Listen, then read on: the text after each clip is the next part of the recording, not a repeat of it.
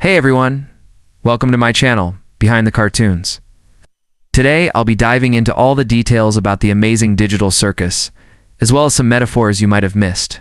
In episode 5, at first glance, it might seem like a completely random, whimsical adventure, a mishmash of elements thrown together, leaving you wondering what it's even trying to say.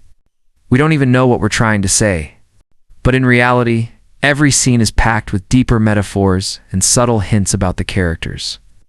Today, I'll take you through a breakdown of the details, psychological metaphors, and character relationships in this episode, including even the manipulation of memories by Caine the AL. If you enjoy in-depth analysis, make sure you don't miss this. Why did Jock suddenly become afraid of corn? What secrets are hidden behind Caine's manipulation of memories? Today, let's unravel these mysteries together.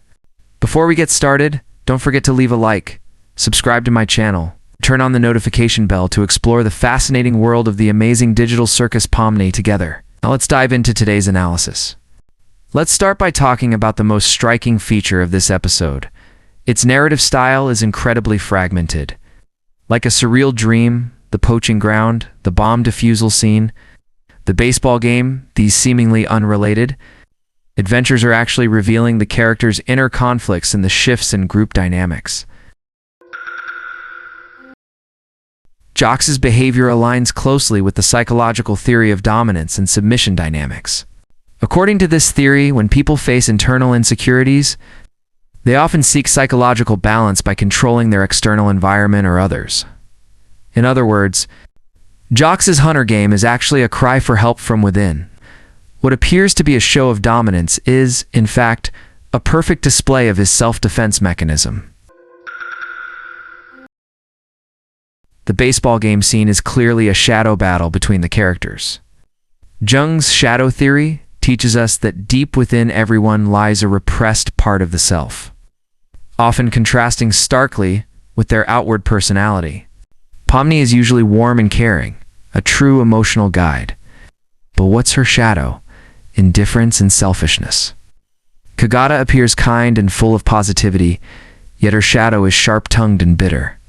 Jock's on the surface is cold and domineering, but his shadow reveals weakness and a deep lack of security. Don't these starkly contrasting traits remind us that everyone is a complex contradiction?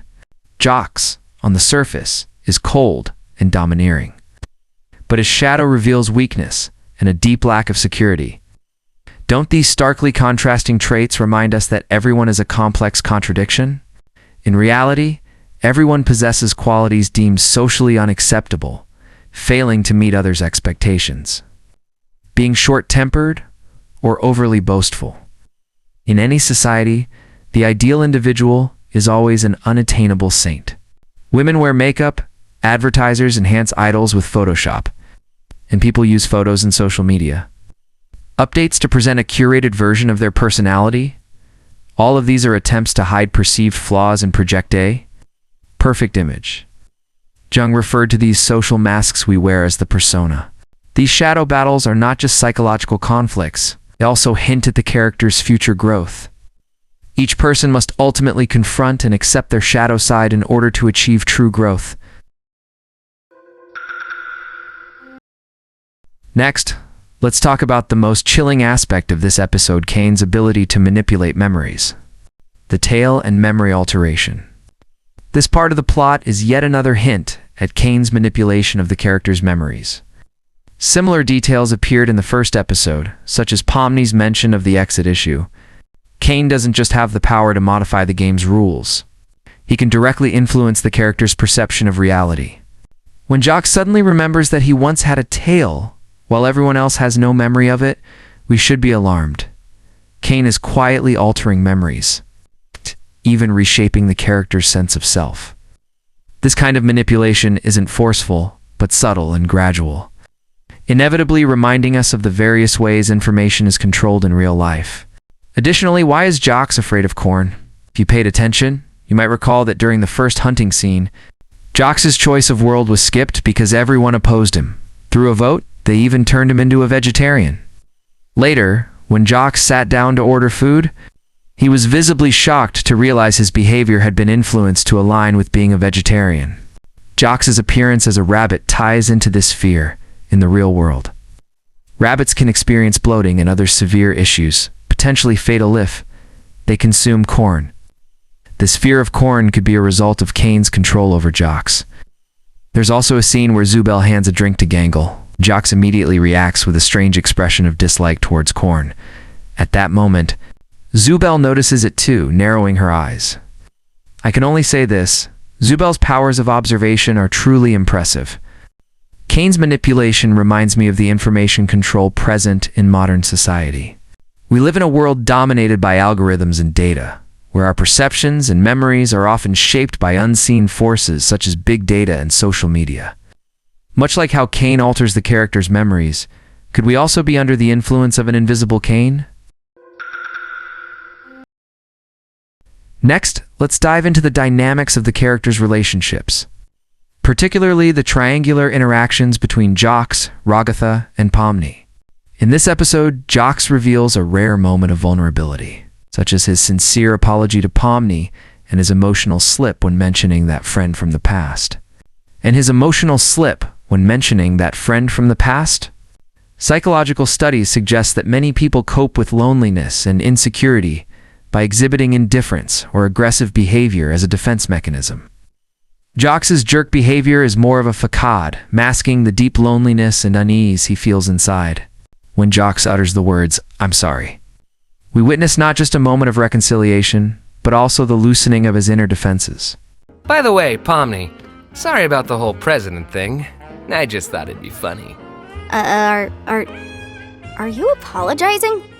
What do you think Jocks' true emotions are? Is his jerk behavior really just a personality trait? Or is it a way for him to protect himself from getting hurt? Share your thoughts in the comments. If we carefully analyze Jocks' behavioral patterns, we might notice that he resembles a bit of a tsundere.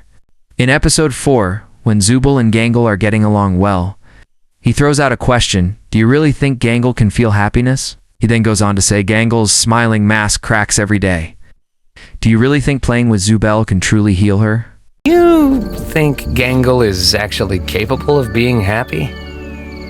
This statement not only exposes Jocks' sharp observation of Gangle's inner vulnerability, but also hints at his focus on her. So, could it be that Jocks' bullying of Gangle is actually a strange form of expressing friendship? Similar to how some young boys tease girls to get their attention, Jocks' behavior might be an awkward attempt to show he cares. This speculation is further supported by a moment during one of Pomni's questions, where Jocks' hesitation and reluctance to respond suggest a form of avoidance. Perhaps he's unwilling to confront his true emotions and struggles to express his concern in a more tender way.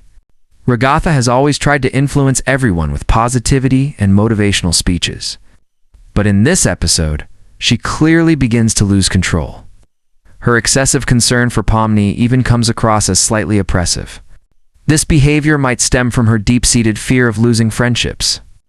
When Jocks and Ragatha reconcile, her reaction is visibly one of shock. Hey, Pomni, remember when Kaufmo smashed me against the walls and I got all jumbled up? All things considered, that was pretty funny, right?